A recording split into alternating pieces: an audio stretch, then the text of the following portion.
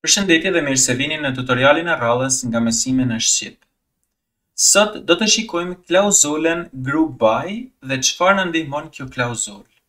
Në rastin aktual ne do të përdorim të dhëna nga tabelat që kemi ndërtuar disa tutoriale më parë, por të gjitha queryt e nevojshëm do i gjeni përsëri në përshkrimin e kësaj videoje.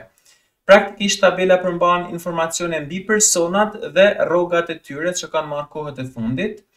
Dhe gjithashtu kam ndërtuar një query i cili bën llogaritjet e nevojshme për të nxjerrur disa përfundime mbi secilin person, si për shembull numrin e rrogave që ky person ka marrë, sasinë totale të lekëve që ka marrë, pagën maksimale dhe pagën minimale.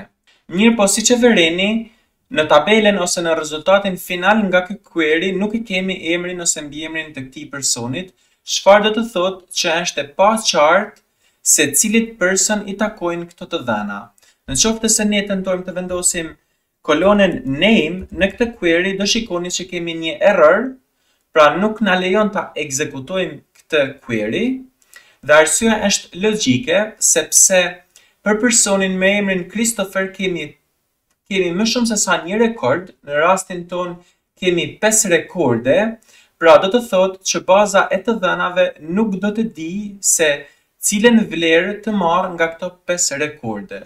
Dhe si rezultat nuk na lejon që të ekzekutojmë një query i cili përmban njëkohësisht funksione ose vlera që vijnë nga ekzekutimi i funksioneve të ndryshme i kombinuar me vlera që vijnë nga kolona të ndryshme. Për të na ndihmuar për ta zgjidhur këtë problem, na vjen në ndihmë klauzola group by.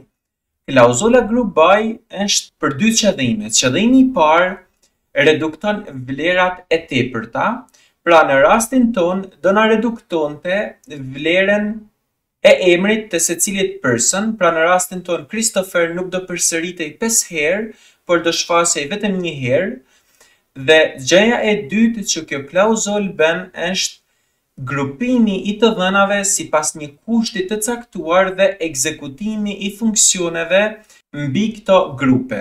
Në qoftë se ne ekzekutojmë këtë query pa kushtin where, do shikoni që rezultati final do të dalë mbi të gjithë personat që ndodhen në këtë tabel. Mirë, po ne nuk i duam në këtë formë, ne duam të dimë rezultatin për secilin person me vete. Le të shikojmë se si ne mund ta përdorim group by në një rast të thjeshtë. Themi select name from people, group by name.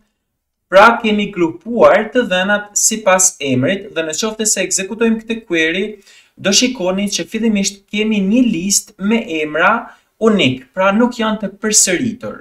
Pra qëllimi i parë është arritur, kemi reduktuar emrat e përsëritur, po në të njëjtën formë ne mund të arrijmë dhe qëllimin e dytë të ekzekutojmë funksione që shërbejnë për llogaritje të ndryshme për personat në fjalë. Për shembull, në qoftë se ekzekutojmë funksionin count, në këtë situatë dhe ekzekutojmë skriptin, do shikoni që tabela paraqet emrat në anën e majt dhe sa herë përsëriten rekordet e grupuara sipas emrit në anën e djathtë. Në qoftë se gjejmë për shembull emrin Kristopher, do të shikoni që vlerat në anën e djathtë janë 5, pra kemi 5 rekorde për emrin Kristopher.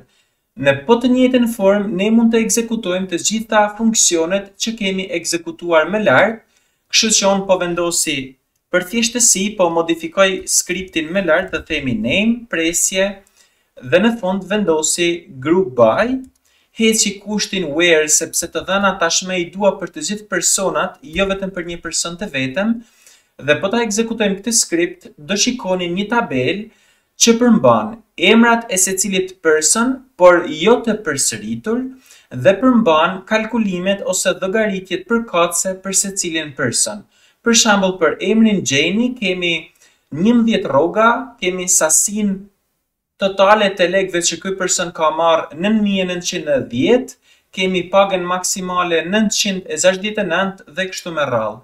Pra group by na lejoj që të heqim vlerat e përsëritura dhe na lejoj që të ekzekutojmë funksionet mbi këto grupimet në bazë të emrit. Tashmë në tabelën tonë kemi emrin e personit dhe kemi vlerat e llogaritura. Mirë, po në qoftë se ne tentojmë të shfaqim kolonën surname dhe ekzekutojmë këtë skript, do shikoni që kemi po të njëjtin error.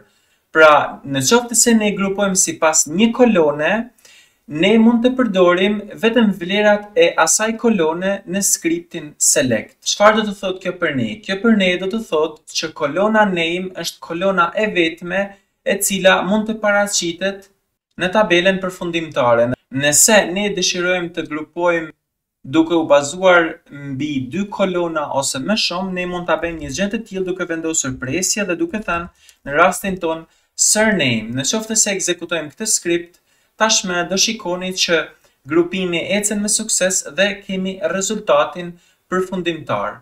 Pra, të dhënat fillimisht grupohen sipas emrit dhe mbiemrit, me pas funksionet do të ekzekutohen për të gjitha grupet e formuara mbi këtë tabel dhe do të marrim rezultatin final. Pra, ky është një rezultat tipik që ne mund ta ndërtojmë duke përdorur group by dhe më pas ta shfaqim në një aplikacion, sepse siç e shikoni, ky rezultat i jep një pamje të qartë për personat që ndodhen në tabel, për numrin e pagave që këta persona kanë marrë, për sasinë e parave që këta persona kanë marrë, për rrogën maksimale dhe rrogën minimale. Madje, pasi ne të dhënat i kemi grupuar, ne mund t'i rendisim ato. Pra, duke thënë order by, dhe tek order by vendosim kolonën që duam të përdorim për renditje, mund të themi order by name.